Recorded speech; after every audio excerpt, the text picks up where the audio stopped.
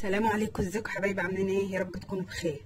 لقيت عندي 3 برتقانات وبيضتين وشويه دقيق، قلت اما اعمل بيهم حاجه حلوه. يلا معايا نقول بسم الله ونشوف هنعمل ايه. معايا هنا 3 برتقانات قطعتهم و3 بيضات، احطهم في الخلاط. يعني بصوا مش هتتعبي في حاجه، سهله سهله سهله. يعني حاجه بصوا اللي مبتدئه لسه داخله المطبخ امبارح هتعرف تعملها. معايا هنا زي ما قلت لك 3 برتقانات و3 بيضات، واحط كوبايه سكر. طبعا انا انت عايري، انا عارفه المقدار اللي انا هحطه. كوبايه سكر كله مع بعض في خلاط واحد، ونص كوبايه زيت. زي ما قلت لك عايري، الكوبايه اللي تعايري بيها تبقى واحده، كوبايه واحده. واحط سنه فانيليا او قهوه براحتك، دي حاجه ترجع لك انت. يعني اللي عايزه تحطيه حطيه. سنه فانيليا صغيره عشان زفاره البيض، ومعلقه صغيره خل. ما تقلقيش الخل ريحته ما بتبانش. اضرب كل ده في الخلاط ضربه كويسه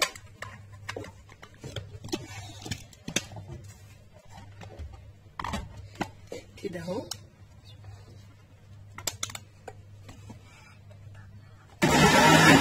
اضربهم وارجع لكم. وده حبايب الخليط بتاعي بعد ما ضربته. ابقى جايبه حله طبعا اصفيه كويس اهو.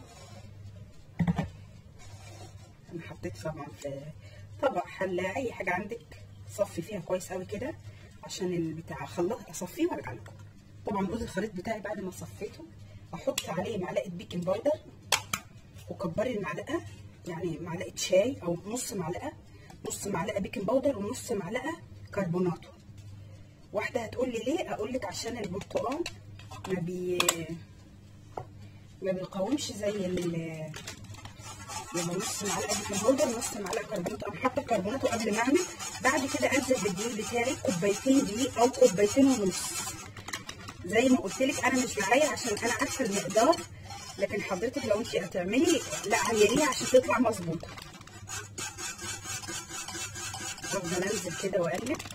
سهله جدا جدا جدا، حاجه يعني بصوا منتهى السهوله ومنتهى الروعه، واي حد يعرف يعملها. 3 برتقانات عليهم 3 بيضات ضربناهم في الخلاط مع كوبايه سكر، نص كوبايه زيت، صفيتهم وزبده فانيليا، صفيتهم كويس. بعد كده حطيتهم هنا، حطيت نص معلقه بيكنج باودر ونص معلقه كربوناتو، يعني معلقه كامله او معلقه كامله من اي نوع. لو ما عندكيش ده ممكن تحطي ده. اقعد اقلب فيهم كويس قوي كده، وبعد كده افضيهم في الصينيه بتاعتي. خد الصينيه اصغر مقاس في اللي هي 3 صواني. لو عندك ال3 صواني والطباعه دول اصغر مقاس، لو عندك ال4 اللي هو المقاس اللي قبل الصغير، يعني مقاس 28.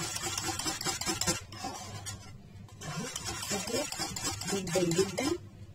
ممكن لو عندك ريحه برتقال تحطي، عايزه تحطي فيها بشر برتقال برضو حطي، دي حاجه ترجع لك انتي. بصي لو عايزه تحطي بشر برتقال بتجيبي المبشره على الناحيه دي والبرتقانه كده اهو. ما تقربيش للابيض، ما توصليش للابيض اهو. هدي لها ريحه حلوه قوي وطعم حلو اهو. يعني بصي تيجي توصلي للابيض كده لا توقفي. ممكن كمان تعمليها بالليمون. مره ان شاء الله باذن الله هعملها معاكم بالليمون، هتبقى حلوه قوي اهو. ما تكتريش عشان القشر ما يمررهاش. بس بعد كده معايا الصينيه بتاعتي، افضي الخليط بتاعي في الصينيه. وانا طبعا بجهز فيها، اول ما بدات اجهز فيها مولعه الفرن.